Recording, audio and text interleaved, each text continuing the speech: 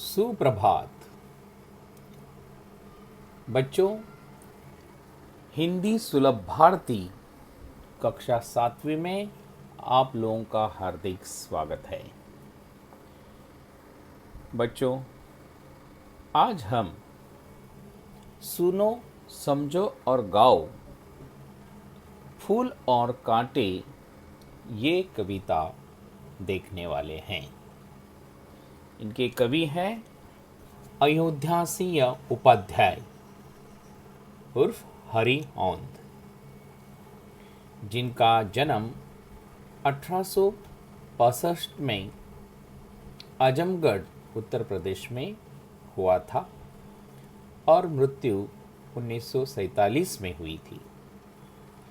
इनकी प्रमुख रचनाएं प्रिय प्रवास, पद्य प्रसून, वैद्य वनवास, अधखिला फूल, प्रेम कांता आदि हैं।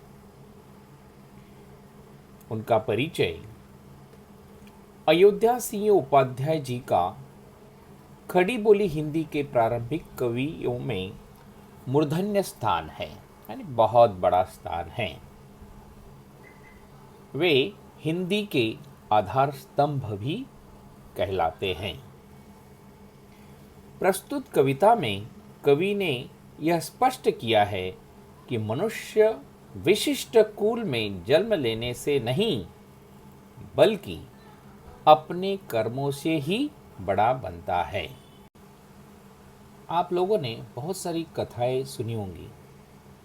एक ही परिवार में, एक ही कुल में जन्म लेने वाले दो भाई, एक चोर डाकू बनता है और दूसरा समाज सेवक, डॉक्टर, लोगों की सेवा करने के लिए सदा तत्पर रहते हैं। ये अंतर पाया जाता है। तो यहाँ पर हरि औंध उपाध्याय जी कहते हैं कि कुल जो है, कोई भी बड़ा हो या छोटा हो, उस कुल में जन्म लेने से व्यक्ति महान नहीं बन जाता है। महान बनता है वो अपने कर्मों से, कार्यों से महान बनता है। तो कभी भी हमें अपने कर्मों पे ही विश्वास रखना चाहिए। किसी बड़े कुल में जन्म लेना व्यक्ति बहुत बड़ा महान होता है, ये संकल्पना बहुत ही गलत है। फूल और कांटे के माध्यम से व्यक्ति के व्यवहार के विषय में हरि औंध उपाध्याय जी ने इस कविता में बताया है। उच्च कुल में जन्मे व्यक्ति का दूसरों के प्रति व्यवहार यदि उचित नहीं है, तो उसकी कुलीनता उसे समाज में सम्मान नहीं दिलाएगी। हम देखते हैं कि बड़े बड़े कुल हमारे भारतवर्ष में हुए हैं, लेकिन बड़े कुल में जन्म लेने वाला हर व्यक्ति बड़ा ही होता है, ये नहीं कह सकते हैं। ये व्यक्तिशः उन व्यक्ति के कर्मों पे निर्भर करता है। तो इस प्रकार यहाँ पर हरि औंध उपाध्याय जी ने बहुत सुंदर और सरल शब्दों में बहुत ही महत्वपूर्ण जानकारी हम लोगों को इस कविता के माध्यम से दी है और आग्रह किया है, हमें फूल बनना चाहिए, कांटे नहीं बनने चाहिए। तो चलो आइए हम इस कविता का भावार्थ समझेंगे। सरल और सुंदर शब्दों में कवि के विचार जो है हम यहाँ पर देखेंगे। देखिए पेज नंबर 2। है जन्म लेते जगह में एक ही पौधा उन्हें है पालता, रात में उन पर चमकता चांद भी एक ही सी चांदनी है डालता। है जन्म लेते जगह में एक ही पौधा उन्हें है पालता, रात में उन पर चमकता चांद भी एक सी चांदनी है डालता। देखिए यहाँ पे बहुत सुंदर तरीके से कवि कहते हैं फूल और कांटे एक ही स्थान पर जन्म लेते हैं, एक ही पौधे पर वे दोनों पलते हैं, फूलते हैं। रात्रि के समय जब आकाश में चांदनी अपनी शीतल चांदनी फैलाती है, तब फूल और कांटे दोनों को समान रूप से वह चांदनी मिलती है और उसकी शीतल लहरें उन पर शीतल किरणों की बौछार करती हैं। फिर भी फूल जो है हमेशा खिलता रहता है, महकता रहता है, दूसरों को आनंद देता है, और कांटे हमेशा लोगों को चुभते हैं, उनको तकलीफ देते हैं। ऐसा क्यों? ये बहुत बड़ा प्रश्न चिन्ह यहाँ पर खड़ा हुआ है।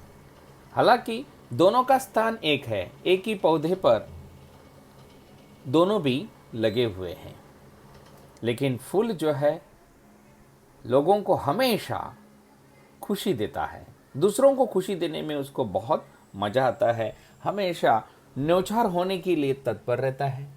लेकिन वही कांटे अपना बर्ताव बहुत ही उससे अलग करते हैं।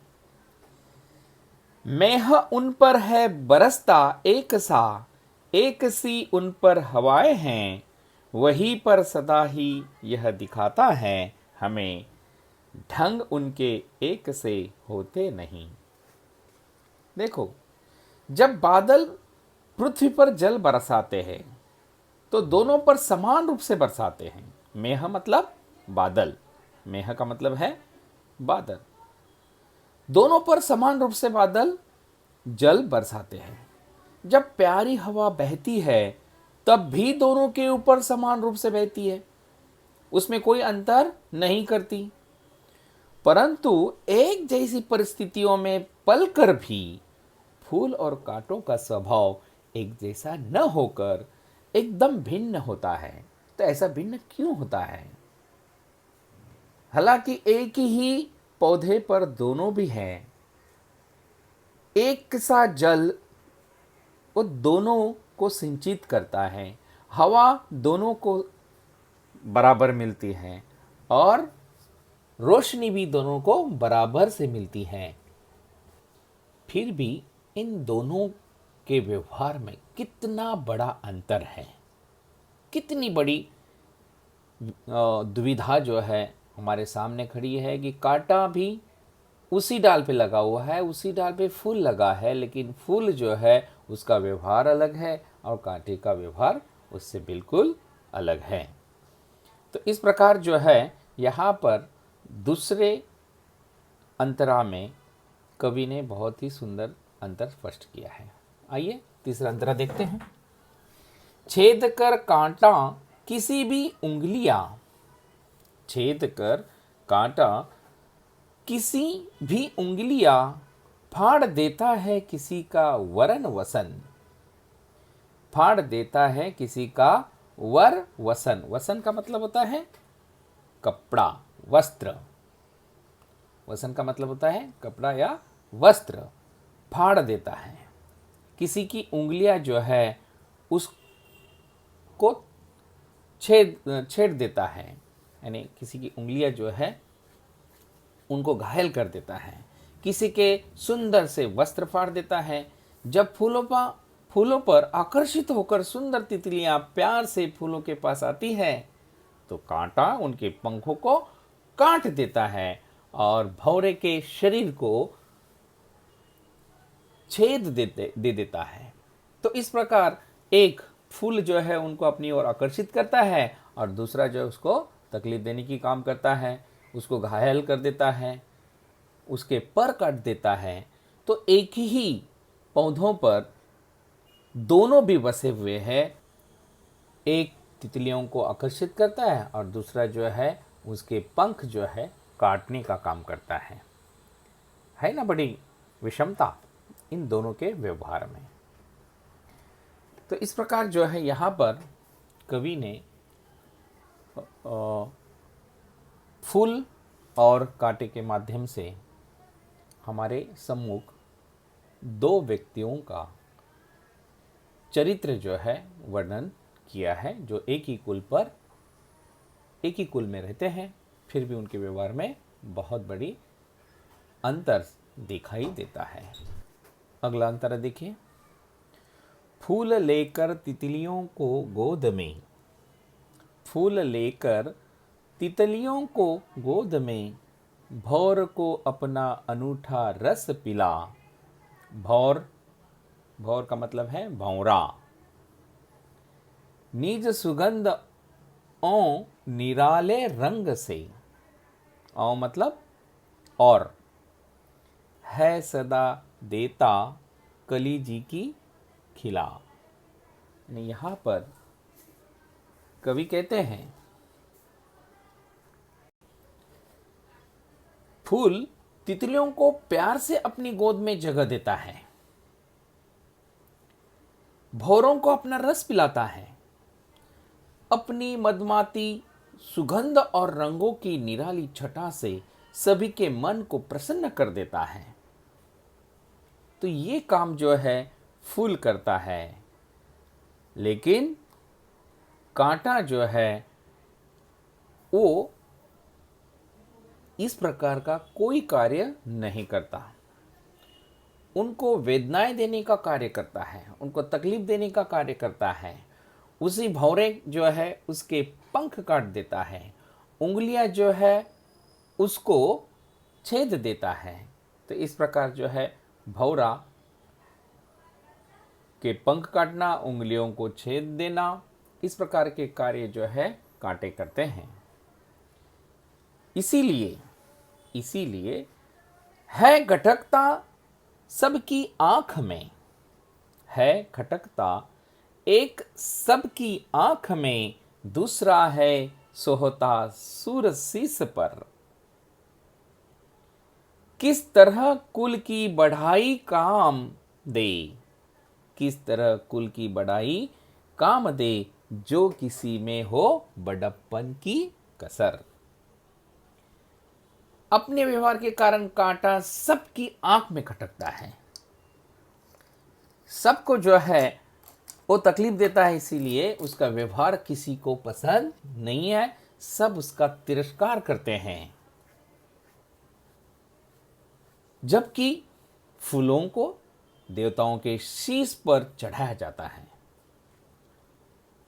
देवताएं जो है उनको फूल बहुत पसंद है, उनके शीश पर फूलों को चढ़ाया जाता है।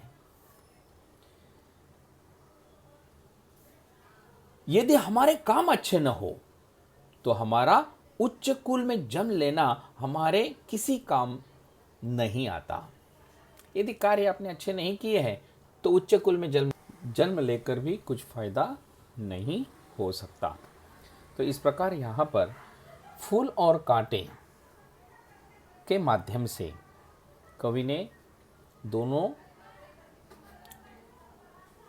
व्यक्तियों को यहाँ पर एनालिसिस किया है। तो इसमें हमें अपने व्यवहार, अपने कर्म, यही हमारा सम्मान बढ़ाने वाले हैं, यही हमारा नाम करने वाले हैं। यही चीज़ यहाँ पर फूल और कांटे इस कविता के माध्यम से कवि ने हमारे सम्मुख रखा है। इस कविता में कुछ कठिन शब्दार्थ हैं। मेह मतलब बादल, वर मतलब श्रेष्ठ सुंदर, वसन यानी वस्त्र, वेद यानी छेदना, भौर यानी कि भौरा, जी यानी मन, सोहाना यानी शोभा देना, शीस यानी कि सिर, और कुछ मुहावरे भी आए हैं। जी की कली खिलना यानी खुश होना। इस प्रकार से ये कविता यहाँ पे समाप्त हुई। इस कविता को आप ध्यान से पढ़ना है, 2-3 बार पढ़ के फिर लिखना है। अगले